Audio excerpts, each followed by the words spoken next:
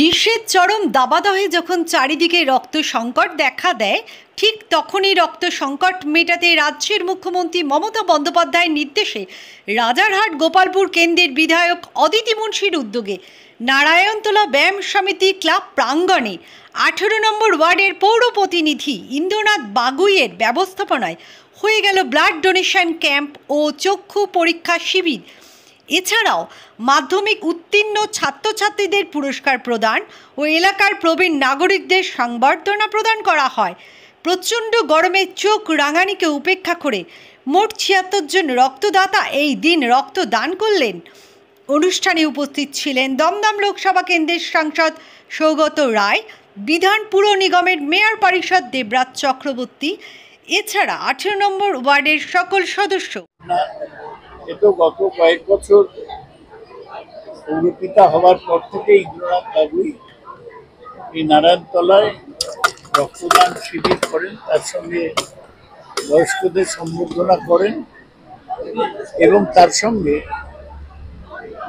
যারা কৃতি ছাত্রছাত্রী তাদেরও সম্বর্ধনা দেন। এবারও দিচ্ছেন 100 রক্তদাতা এবং তার সঙ্গে 150 বয়োজ্যেষ্ঠ নাগরিক, এদেরকে সম্বর্ধনা দেওয়া হবে। এটা একটা খুব ভালো প্রচেষ্টা। এতে এলাকার মানুষের সঙ্গে একটা যোগ হয়। এমনি তো রক্তদানের যে সামাজিক উপকারিতা সেটা আছে, তার সঙ্গে সঙ্গে এলাকার মানুষের সঙ্গে একটা গভীর যোগাযোগ সৃষ্টি হয়। এই জন্যে ইন্দ্রনাথ বাগুই ধন্যবাদ পাবেন। আর এখানে পার্থ সরকারও এসছেন, যুব তৃণমূলের সভাপতি, সব মিলে আরো সব নেতারা আসবেন। এই রাজারহাট গোপালপুর বিধানসভা কেন্দ্রে সব মিলে আমরা সাপোর্ট করতে যে খুব ভালো কাজ করছেন। আমরা তো জানি যে একজন রক্ত দিলে 3 জন উপকৃত হয়। কেউ রক্ত থেকে প্লেটেলেট পাওয়া যায়, আবার হোল ব্লাড পাওয়া যায়, আবার প্লাজমাও পাওয়া যায়। তার মানে 100 লোক রক্ত দিলে 300 জন উপকৃত হয়। তাদের ধন্যবাদ দেওয়ার কোনো ভাষা নেই। রক্ত প্রদান যে উৎসব হলো আমাদের রাজারহাট গোপালপুর বিধানসভায় 1 মাস ব্যাপী এটা হয়। প্রত্যেক গ্রীষ্মকালে 1 মাস ব্যাপী চলে। আজকে তার দ্বিতীয় দিন। আমাদের মানুষের আবেগে, মমতা ব্যানার্জির আবেগে মানুষ দেখেছে কত মহিলা কেন তারা লক্ষ্মী ভান্ডারটা পায়। মাননীয় মুখ্যমন্ত্রী এমন একটা করেছেন সবসময় বিধবা ভাতাটা পায়। তাই জন্যই এত সব লোকের জনগণের আবেগ এতটা জোর। বয়স্ক লোকেদের চক্ষু, যাদের চক্ষুতে আছে তাদের চক্ষু পরীক্ষা হলো, তাদের সুস্থ থেকে চক্ষু পরীক্ষা হলো। চক্ষুতে 7 দিনের মধ্যে অপারেশন করে দেওয়া হবে, তাদের অপারেশন হচ্ছে। সবটাই মাননীয় মুখ্যমন্ত্রী যেরকম সিস্টেম খুলেছেন এবং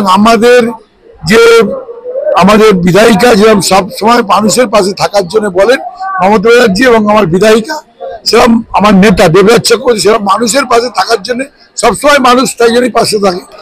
তারা নিজে লৌহ দান করলেন, এর থেকে বড় জিনিস তার কিছু হয় না। তারা একজন মানুষ রক্ত দিলেন, তার জন্য 3 জন মানুষের প্রাণ সেই হলো। তার থেকে আর বড় দান তো আমার মনে হয় না।